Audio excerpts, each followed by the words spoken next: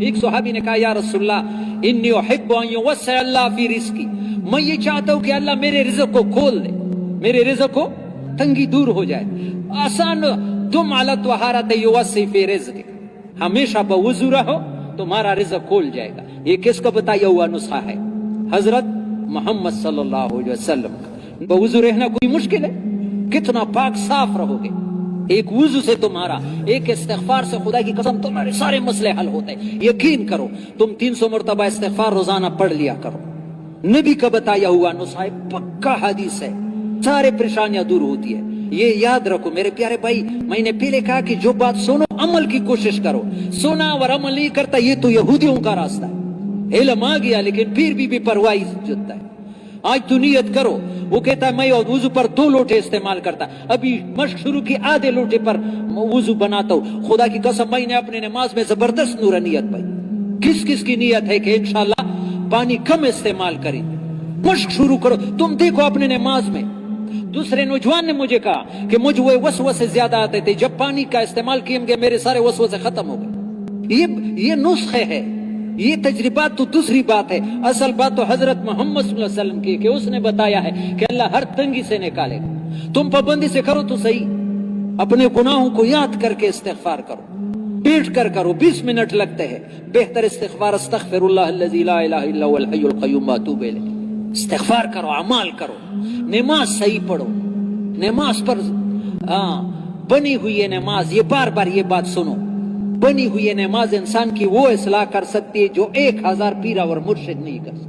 پہلے بھی میں نے کہا یہ مشق شروع کرو میرے پیارے بھائیو. آج سے جب سورہ فاتحہ پڑھو ایاک نعبد و ایاک نستعین، اس کا کیا مطلب ہے؟ ایاک نعبد کا معنی مفتی محمد شفیع صاحب نے کیا ہے، یا اللہ جیسے تجھ سے ڈرتا ہے ایسا کسی سے نہیں ڈریں گے. یا اللہ جیسے تجھ سے محبت کرتے ہیں کسی سے نہیں کریں گے. یا اللہ جیسے تیرا مانتے ہیں ایسا کسی سے نہیں مانیں گے. یہ 3 باتیں ایاک نعبد میں آ گئی. یہ تم نے دعویٰ کیا یا اللہ یہ بات آسان نہیں ہے، مشکل. وایاک نستعین، فوراً یا اللہ اسی بات میں تو میری مدد کر. میں نے دعویٰ کیا تو مجھے ایسا بنا دے. کس کس کی نیت ہے کہ کوشش کریں گے کہ اس کو پڑھتے وقت اسی سوچ سے. ابھی پیر صاحب فرماتے تھے عصر سے پہلے مشورے میں کہ یہ نماز میں یہ توجہ برابر کرو کہ اللہ مجھے دیکھ رہا ہے. میں اللہ کو دیکھ رہا ہوں، نہیں تو کم از کم اللہ مجھے دیکھ رہا ہے، اللہ سے مانگ رہا ہوں. سوالات دعا کو کہتے ہیں، نماز تو سارا اللہ سے مانگنا ہے.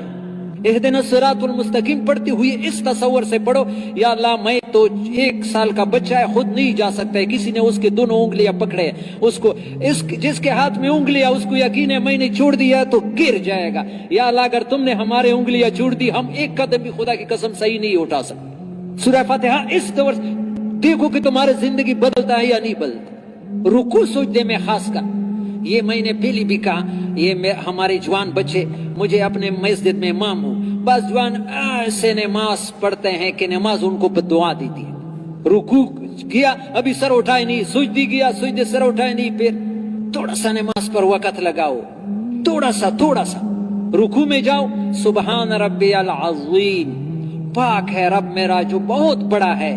دل میں کہو یا اللہ رب منا ساری ضرورتوں کو پورا کرنا. یا اللہ تو بہت بڑا ہے، میری تو چھوٹی ضرورت ہے، یا اللہ میری ساری ضرورتوں کو پورا کرنا. زبان پر یہ پڑھو، دل میں مانگو. سجدے میں سر لگاؤ. سب سے زیادہ انسان اللہ کو جو قریب ہوتا ہے وہ سجدے کے حالت میں. نفلوں میں سنتوں میں 7 مرتبہ پڑھو، 9 مرتبہ 13 مرتبہ پڑھو، سجدہ لمبا کرو.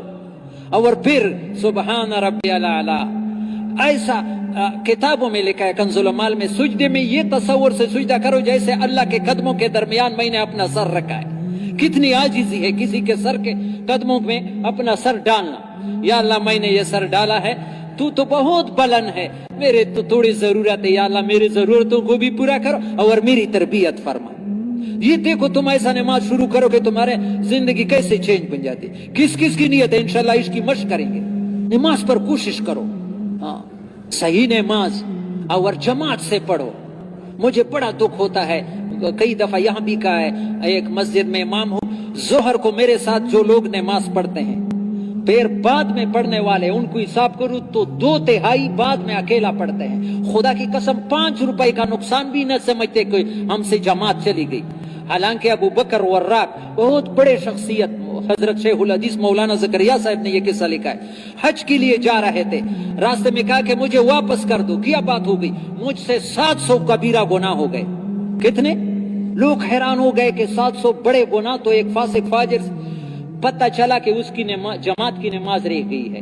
تو وہاں شیخ الحدیث صاحب نے فضائل حج میں لکھا ہے کہ ایک روایت ہے, حدیث ہے کہ جماعت سے رہنا اتنا گناہ ہے جیسے 700 گناہ کبیرہ گناہ آدمی نے کیا. کوئی گناہ سمجھتا ہے؟ صبح کو اکیلا اکیلا ٹکرے مارتا ہے. حالانکہ فجر کی نماز, یہ جوانوں سے درخواست ہے, جو بھی فجر کی نماز جماعت سے پڑھے گا, خدا کی قسم مسلم شریف سارا دن اللہ کی حفاظت میں ہوگا. کس کی نیت ہے؟ میرے پیارے بھائیو, تھوڑا سا اپنی زندگی بدلنے کی کوشش کرو. ہاں, نماز پر کوشش کرو, تنہائی میں ذکر کرو, 15-20 منٹ اللہ کے ساتھ نشست لیا کرو, اپنے ضرورتیں بتاؤ, بیوی کے ساتھ باتوں میں مزہ, دوستوں کے ساتھ, کبھی اللہ کے ساتھ بھی مزہ آیا ہے. وہ کریم ذات جو ساری ضرورتوں کو وہی پورا کرتا ہے, سب کو جو اس کا دیا ہوا ہے.